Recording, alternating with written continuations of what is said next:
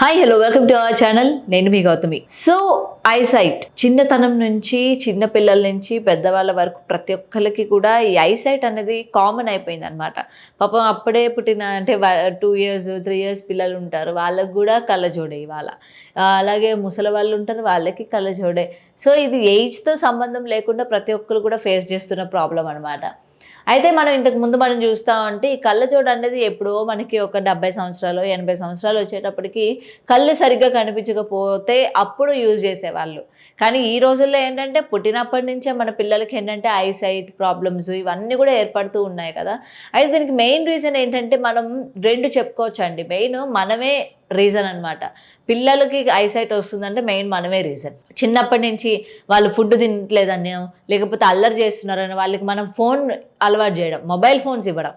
ఈ mobile phones ఇవ్వడం వల్ల ఏంటంటే పిల్లలకి పుట్టినప్పటి నుంచి 5 నెలల 6 నెలలు అంటే ఇది ఫోను ఇందులోనే ఇది చూస్తే ఇది వస్తుంది అనే ఒక అవగాహన వచ్చినప్పటి నుండి మనం వాళ్ళకి ఫోన్ అలవాటు చేసేస్తూ ఉంటాం పిల్లలకి. దానివల్ల ఏంటి, వాళ్ళ ఆ పిల్లలు ఆ స్క్రీన్కి ఎడిక్ట్ అయిపోతూ ఉంటారు. ఆ స్క్రీన్ నుంచి వచ్చే ఆ బ్రైట్నెస్ కావచ్చు, ఆ లాగుతున్న ఆ యొక్క రేడియేషన్స్ కావచ్చు, దీనివల్ల వాళ్ళ ఐసైట్కి ప్రాబ్లం వచ్చే ఛాన్సెస్ ఉన్నాయి. సో ఆ పిల్లల యొక్క కంటి చూపును పాడు చేసే వాళ్ళం ఎవరు? మనమే అవుతున్నాం కదా, తల్లిదండ్రులే అవుతున్నారు. మనం ఆ యొక్క టైంని చూసుకుంటా, అరే ఓకే వాళ్ళకి సెల్ ఫోన్ ఇచ్చేస్తే మనం ఈ పనులు చేసుకోవచ్చు, మనం వంట చేసుకోవచ్చు, బట్టలు ఉతుక్కోవచ్చు, గిన్నెలు తోముకోవచ్చు, లేకపోతే టీవీ సీరియల్ చూసుకోవచ్చు, ఆ పిల్లలకి మొబైల్ ఇచ్చేస్తే అని చెప్పి ఆలోచిస్తున్నారే కానీ దాని తర్వాత వాళ్ళు ఫేస్ చేసిన ప్రాబ్లమ్స్ గురించి ఎవరు కూడా ఆలోచించట్లేదు. సో మనం ఇవ్వడం వల్ల ఈ రోజుల్లోని చిన్నతనం నుంచే వాళ్ళకి ఐసైట్ అనేది రావడం అనేది స్టార్ట్ అయిపోతూ ఉంది. అది మనం కానీ ఇంకా అట్లానే కంటిన్యూ చేస్తూ ఉంటే భూతద్దాలు కూడా వచ్చే ఛాన్సెస్ ఉంటాయి. దీనికి సంబంధించి ఇంకా లేజర్ ట్రీట్మెంట్స్ అని అవని ఇవని నానా ఖర్చులు పెడుతూ నానా ఖర్చులు చేస్తూ ఉంటారు. సో ఇవన్నీ ఎందుకు? మనం అరికడితేనే పిల్లలకి కూడా బాగుంటుంది, వాళ్ళు కూడా రేపు పొద్దున్న ఇంక 2-3కి చెప్తూ ఉంటారు. ఈ రోజు ఏంటంటే మనం అది తినండి ఇది తినండి, ఐసైట్ తగ్గించుకోవడం ఎలాగా, దీనికి ఎలా చేయని అని చెప్పి మనం చాలా రెమెడీస్ని కూడా ఫాలో అవుతూ ఉంటాం కదా. అండ్ ఇంకొకటి వచ్చేసరికి ఏంటంటే స్క్రీన్ మనం బాగా చూడటం, బ్రైట్నెస్ పెట్టుకొని చూడడం. ముఖ్యంగా మనకి సైట్ బాగా పెరిగే టైం ఏంటో తెలుసా? నైట్ టైం అందరూ పడుకునేటప్పుడు స్క్రీన్ ఎక్కువ చూస్తూ ఉంటారు. మీరు ఎంతమంది చూడరు చెప్పండి? పడుకునేటప్పుడు ముఖ్యంగా సెల్ ఫోన్స్ చూస్తూ ఉంటారు. ఆ టైంలోని వచ్చే ఆ బ్రైట్నెస్ అనేది డైరెక్ట్గా మీ కళ్ళకి అది ఎఫెక్ట్ అవుతుంది అనమాట. మామూలుగా మీరు లైట్లోనే చూడడం వేరు, లైట్లన్నీ ఆపుకొని చూడడం వేరు. అప్పుడు ఒక రేడియేషన్ ఉంటుంది, అప్పుడు యొక్క బ్రైట్నెస్ యొక్క పవర్ ఎక్కువగా ఉంటుంది. అది మీరు డైరెక్ట్గా మీ బ్రెయిన్కి ఎఫెక్ట్ అవుతుంది, మీ కళ్ళకి ఎఫెక్ట్ అవుతుంది, మీ రెటీనాకి ఎఫెక్ట్ అవుతుంది. దీనివల్ల మీకు ఐసైట్ కూడా వచ్చే ఛాన్సెస్ ఉంటాయి. ఒకసారి మీరు ట్రై చేయండి. ఆ నైట్ టైం మీరు స్క్రీన్ చూసిన తర్వాత స్క్రీన్ని పక్కన పెట్టి మీరు ఒక్కోసారి ఆ పక్కకు చూడండి, ఎలా కనిపిస్తుందో మీకు. మొత్తం ఒక గజిబిజిగా కనిపిస్తుంది. ఒక సెకండ్ మీకు ఏం అర్థం కాదు, అరే ఏంటి ఇలా కనిపిస్తుంది నాకు అని చెప్పి మళ్ళీ మీరు కళ్ళు పులుముకుంటూ ఉంటారు.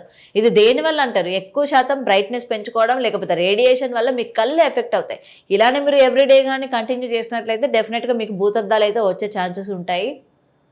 సో ఆ యొక్క ఐసైట్ నుంచి మనం దూరం అవ్వాలి, పిల్లలకి కూడా దూరం చేయాలి. అంటే ఫస్ట్ ఆఫ్ ఆల్ మీరు మొబైల్ ఫోన్స్ పిల్లలకి ఇవ్వడం అనేది స్టాప్ చేయాలి. ఇదే ది బేసిక్ మెయిన్ పాయింట్ అనమాట. అండ్ తర్వాత మనం తినే డైట్ ఏదైతే ఉందో ఆ యొక్క డైట్లోని ఆకుకూరలు అనేవి బాగా యాడ్ చేసుకోవాలి. ముఖ్యంగా పాలకూర ఒకటి, తోటకూర ఒకటి. తోటకూర చాలా మంచిది.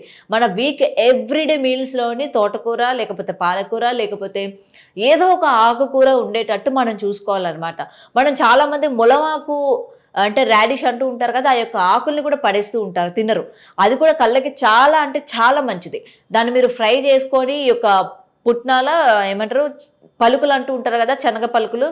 ఆ యొక్క పలుకులు ఏవైతే ఉన్నాయో చక్కగా డ్రై రోస్ట్ చేసి దాన్ని బాగా పౌడర్ కొట్టుకోండి. అంటే మిక్సీలో కాదు, దంచిన దగ్గర మీరు పౌడర్ కొట్టుకొని ఈ యొక్క ఏమంటారు రాడిష్ ఉంది కదా, ఆ యొక్క ములమాకులోని వేసుకొని మంచిగా తినండి. నెక్స్ట్ ములమాకులు తినండి. ఇవన్నీ కూడా చాలా మంచివి అనమాట, మన కళ్ళకి చాలా మంచివి. మనం డైలీ యూజ్ చేసే డైట్లోని యొక్క ఆకుకూర కానీ ఇంక్లూడ్ చేసుకున్నట్లయితే ఇంకా మంచిది.